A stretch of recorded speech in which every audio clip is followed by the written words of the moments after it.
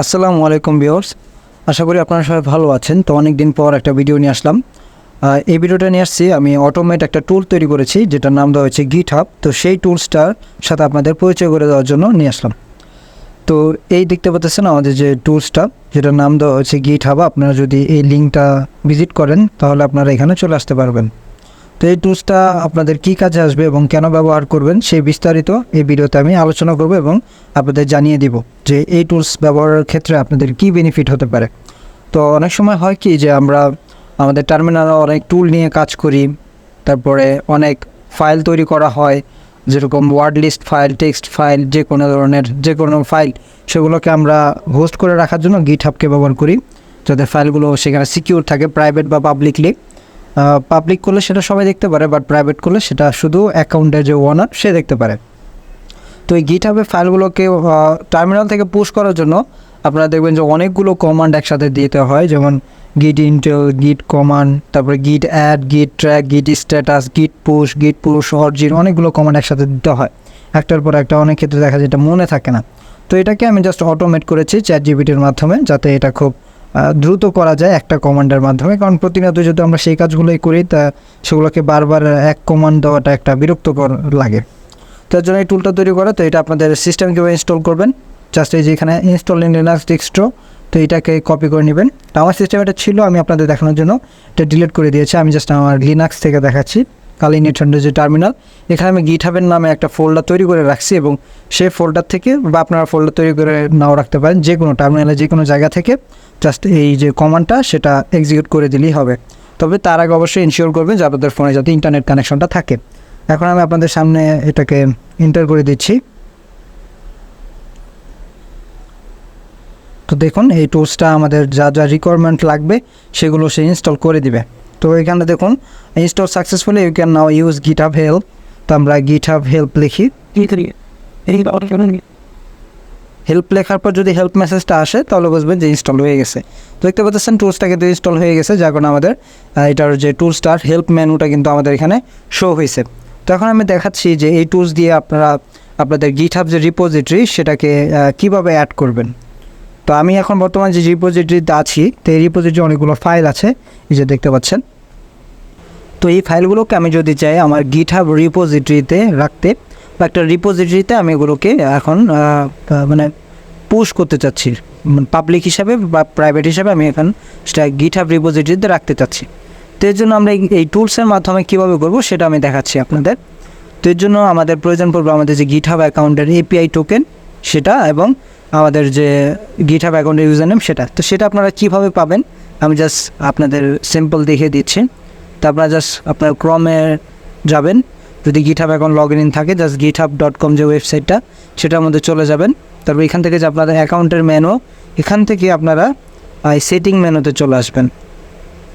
Setting মেনুতে আসার পর আপনাদের যে ডেভেলপার সেটিংটা আছে এখানে চলে আসবেন। এই ডেভেলপার মেনুতে আসার পর এই যে পার্সোনাল অ্যাক্সেস টোকেন, জাস্ট এখানে গিয়ে টোকেন ক্লাসিক এখানে ক্লিক করে দেবেন। তারপর আপনারা এখান থেকে যে জেনারেট নিউ টোকেন এখানে ক্লিক করে বাকি যে ঘরগুলো সেগুলোতে টিক বাটনে ক্লিক করে আপনারা গিটহাব টোকেন এখান থেকে তৈরি করতে পারবেন। তো আমার এখানে দেখুন কালি নেটহান্টার নামে একটা গিটহাব টোকেন দেওয়া আছে। তো এইভাবে আপনাদের গিটহাব টোকেন নিয়ে নিতে হবে। তো আমি এটা আর এখানে দেখাচ্ছি না, যেহেতু এটা অনেক আরেকটা প্রসেস। তো আমার গিটহাব টোকেন অলরেডি কপি করা আছে। তো এখানে আপনি যদি এই টুলসটা আপনি প্রাইভেট বা অন্য কোনো কম্পিউটারে ব্যবহার করেন বা অন্য কোনো টার্মিনালে যে সিস্টেমটা আপনার নিজের না, সেই ক্ষেত্রে ব্যবহার করার একটা পদ্ধতি আছে। আর যদি এই টার্মিনালটা আপনার নিজের হয়ে থাকে, অর্থাৎ আপনার নিজের ফোনে বা নিজের কম্পিউটার ইউজ করেন, সেই ক্ষেত্রে এটাকে ইউজ করার আরেকটা পদ্ধতি আমি রাখছি এটার মধ্যে। তো আমি এখন দেখাচ্ছি যে অন্য কারো কম্পিউটারে যদি আপনি এই টুলসটা ব্যবহার করেন সেই ক্ষেত্রে কীভাবে করবেন। সেক্ষেত্রে প্রাইভেসির একটা ব্যাপার থাকে, কারণ গিটহাবের টোকেন এখানে ইউজ করতেছে, আর আপনার টোকেন ব্যবহার করে আপনার অ্যাকাউন্টটাই ফরম্যাট করে দেওয়া যায়। তো সেই ক্ষেত্রে সিকিউরিটি রিজনে দুইটা অপশন রাখা হয়েছে। তো যদি মনে করেন যে আপনার এই টার্মিনালটা অন্য কারো ডিভাইসে বা থার্ড পারসন বা অন্য কোনো ব্যক্তির ফোন থেকে আপনি বা কম্পিউটার থেকে এটা অ্যাক্সেস করছেন, তো সেক্ষেত্রে আপনারা কীভাবে ব্যবহার করবেন সেটা দেখা যায়। ধরুন এই ফাইলগুলোকে আপনার গিটহাবে রিপোজিটরিতে রাখতে চান, তো এর জন্য আপনারা লিখবেন গিটহাব, তারপর হাইপেন পুশ, এটা লিখে এন্টার করে দেবেন। তারপরে বলবে যে enter your GitHub user name. তো আপনাদের যে গিটহাবের যে ইউজার নেম সেটা দিয়ে দিবেন। আমি ইউজার নেমটা দিয়ে দিচ্ছি। দিয়ে এন্টার করবেন। তারপর আপনাদের এপিআই টোকেন চাবে। তো আপনাদের গিটহাবের এপিআই টোকেনটা আগে নিয়ে রাখবেন। তো আমি সেই গিটহাবের এপিআই টোকেনটা সেটা আমি এখানে দিয়ে দিচ্ছি। আমি এপিআই টোকেনটা কপি করে নিয়ে আসলাম এবং এখানে পেস্ট করে দিলাম। পেস্ট করে দেওয়ার পরে এন্টার করব। তারপরে বলবে এন্টার দ্য রিপোজিটরি নেম, আপনি কী নামের রিপোজিটরি তৈরি করে ফাইলগুলোকে রাখতে চান। তো আমি জাস্ট ডেমো হিসাবে দিচ্ছি ওক নামে আমি একটা রিপোজিটরির নাম দিলাম, দিয়ে জাস্ট এন্টার করে দিব। তারপরে বলবে যে do you want to create a public or private repository, আপনি এই রিপোজিটরি পাবলিক রাখতে চান না প্রাইভেট। পাবলিক করলে সবাই দেখতে পারবে লিঙ্কের মাধ্যমে, আর প্রাইভেট করলে শুধু অ্যাকাউন্টের যে মালিক সে দেখতে পারবে। তো আমরা এটাকে ডেমনস্ট্রেশন পারপাসে 1 দিচ্ছি, মানে পাবলিক, দিয়ে এন্টার করে দিব। এন্টার করে দেওয়ার পর দেখুন টুলসটা কী করে, সে অটোমেটিক্যালি যে আমরা যে ডিরেক্টরিতে আছি সেই ডিরেক্টরি ফাইলগুলোকে মানে পুশ করে দিয়েছে। তো আমরা এখানে একটা ইউজার নেম পেয়ে যাবো একটু উপরে উঠলে, এই যে এইটা আপনি জাস্ট ক্লিক করে কপি করে নেবেন। নেওয়ার পর আমরা এখন একটু ব্রাউজারে যাব, নতুন একটা ট্যাব নিয়ে নিচ্ছি। নেওয়ার পরে যাচ্ছে আমরা যে লিঙ্কটা কপি করলাম এটা এন্টার করে দিব। দেখুন আমাদের যে আমি রিডমি ফাইলে সাকসেস নামে একটা টেক্সট দিয়ে রাখছিলাম, ফাইলগুলো কিন্তু চলে আসছে। যে কখন আসছে টাইমটা দেখতে পাচ্ছেন, কিন্তু নাও লেখা আছে, অর্থাৎ ফাইলগুলো কিন্তু মাত্র আসছে। তো এইভাবে কিন্তু আপনারা ডাইরেক্ট আপনার টার্মিনাল থেকে ফাইলগুলোকে গিটহাবে নিয়ে আসতে পারবেন। এবং আপনি যদি চান যে এটাকে ডিলিট করে দিতে, এই রিপোজিটরিটা এটাকে আপনারা রাখতে চাচ্ছেন না, ডিলিট করে দিতে, সেটা কীভাবে করবেন? সেটা করার জন্য আমাদের এখানে একটা ফাংশন আছে, আপনারা লিখবেন গিটহাব -del, এটা দিলেই হবে, দিয়ে এন্টার করে দিবেন। তারপর আপনার অ্যাকাউন্টের ইউজার নেম চাইবে, আমরা ইউজার নেম দিয়ে দিচ্ছি। অবশ্যই চেক করে নেবেন, ইউজার নেম ভুল হলে কিন্তু সেক্ষেত্রে পাবে না। তারপর আপনার এপিআই টোকেন চাইবে, আমরা এপিআই টোকেনটা আবার দিয়ে দিচ্ছি, দিয়ে এন্টার করে দিব। তারপর enter the name of repository you want to delete, আমরা আপনি যে রিপোজিটরিটা ডিলিট করতে চান সেটার নাম দিতে বলছে। তা আমরা যেটা একটু আগে তৈরি করেছিলাম সেটাকে ডিলিট করে দেবো, এর জন্য নাম দিচ্ছি ওক, যেটা আমরা তৈরি করেছিলাম। অবশ্যই স্পেলিংটা ঠিক থাকতে হবে, স্পেলিং মিস্টেক হলে কিন্তু হবে না। আমরা এটা দিয়ে এন্টার করে দিব। তারপরে দেখুন এখানে বলতেছে রিপোজিটরি ফাউন্ড ওক, যদি রিপোজিটরি না পায় সেক্ষেত্রে নট ফাউন্ড বলে দিবে। যেহেতু পাওয়া গেছে আমাদের অ্যাকাউন্টে, তাই বলতে সেটা পাওয়া গেছে। এখন কি আপনি কি নিশ্চিত যেটা ডিলিট করতে চান, তাহলে ইয়েস লিখুন, আর না লিখলে চাইলে নো লিখুন। তো আমরা ইয়েস লিখে দিচ্ছি, দিয়ে এন্টার করে দেব। তো দেখুন রিপোজিটরি ওক সাকসেসফুলি ডিলিট হয়ে গেছে। এখন আমরা ব্রাউজারে যাই, গিয়ে আমরা যদি এটা রিফ্রেশ করি জাস্ট, তো দেখুন এই রিপোজিটরি কিন্তু এখান থেকে ডিলিট হয়ে গেছে। তো এতক্ষণ যে পদ্ধতিটা দেখালাম সেটা হচ্ছে আপনি চাইলে ব্যবহার করতে পারেন, বাট এটা একটু ঝামেলার মনে হয়, কারণ প্রত্যেকবার আমাদের ইউজার নেম দিতে হয় এবং এপিআই টোকেন দিতে হয়। তো এই সিস্টেমটা রাখা হয়েছে যদি আপনারা কোনো ফাইল আপনার অন্য কোনো সিস্টেম থেকে বা কম্পিউটার থেকে আপনার রিপোজিটরি পুশ করেন, সেক্ষেত্রে দেখা গেছে যে সেই ক্রেডেনশিয়ালগুলো তার কম্পিউটার যদি সেভ হয়ে যায় তখন একটা রিস্ক থেকে যায়।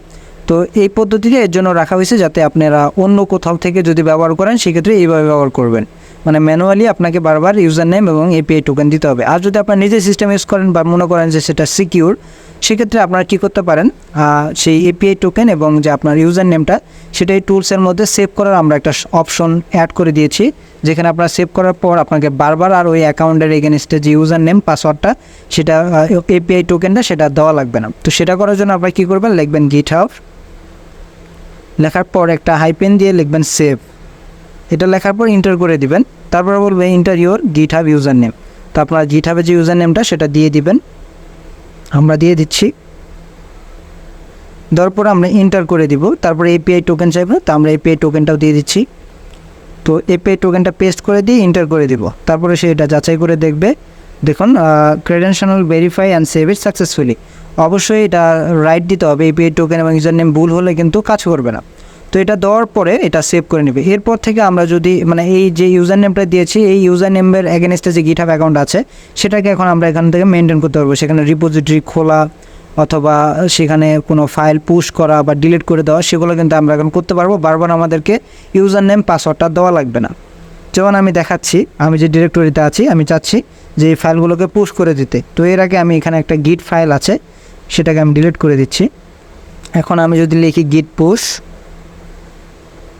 গিটহাব, আমাদের টুলসের নাম দিতে হবে, তারপরে পুশ লিখি, লেখার পর আমাদের গিটহাবের যে ইউজার নেম আগে যে চাইতো আর এপিআই টোকেন সেটা চাইবে না। তো এখন দেখুন সরাসরি রিপোজিটরির নাম চাচ্ছে, মানে আপনি কোন রিপোজিটরির নাম দিয়ে এই ফাইলগুলোকে রাখতে চান। তো আমি আবার ডেমো হিসেবে দিচ্ছি ওক, কারণ ওক নামে একটা রিপোজিটরি আমরা ডিলিট করে দিয়েছি। তো তো এটা দিয়ে এন্টার করে দিব। তারপর এটা পাবলিক রাখতে চাচ্ছেন না প্রাইভেট, আমরা পাবলিক দিচ্ছি, এর জন্য এক সিলেক্ট করব, দিয়ে এন্টার করে দিব। তাহলে দেখুন সে ফাইলগুলোকে সেখানে দিয়ে দিছে। তো এই যে ইউজেন এটা এই লিঙ্কটা কপি করে নিয়ে আপনারা ব্রাউজারে যাবেন, গিয়ে আমরা অথবা এখানে আসি, এটা যদি রিফ্রেশ করি দেখবেন এটা চলে আসছে এখানে। তো দেখুন এই যে চলে আসছে, আমাদের কিন্তু এখন আর এপিআই টোকেন বা ইউজার নেম দেওয়ার প্রয়োজন পড়ে নেই। আবার ডিলিট করার ক্ষেত্রেও কিন্তু এটার প্রয়োজন পড়বে না। তার জন্য আমরা যদি দেই ডিলেট, তারপরে শুধু আমাদের রিপোজিটরির নাম চাইবে, তা আমরা দিচ্ছি বুক, দিয়ে এন্টার করে দিচ্ছি। দেখুন রিপোজিটরি পাওয়া গেছে, ইয়েস লিখে দিব, লিখে এন্টার করে দিব, তাহলে আমাদের রিপোজিটরিটা ডিলিট হয়ে যাবে। তো এখন যদি আমরা রিফ্রেশ দেই দেখবেন রিপোজিটরিটা এখন আর এখানে নেই, ডিলিট হয়ে গেছে। তো এইভাবে আপনারা দুইভাবে এটাকে ব্যবহার করতে পারেন। তো যদি কখনও মনে করেন যে এই টুলস আপনাদের ডিলিট করে দেওয়ার প্রয়োজন, সেক্ষেত্রে আপনাদের কি করতে হবে আমি বলে দিচ্ছি। প্রথমে আপনাদের ক্রেডেনশিয়াল ফাইলটা ডিলিট করতে হবে। এর জন্য আপনারা সিডি লিখে এটার হোম ডিরেক্টরিতে চলে আসবেন, তারপরে ls-a দিবেন।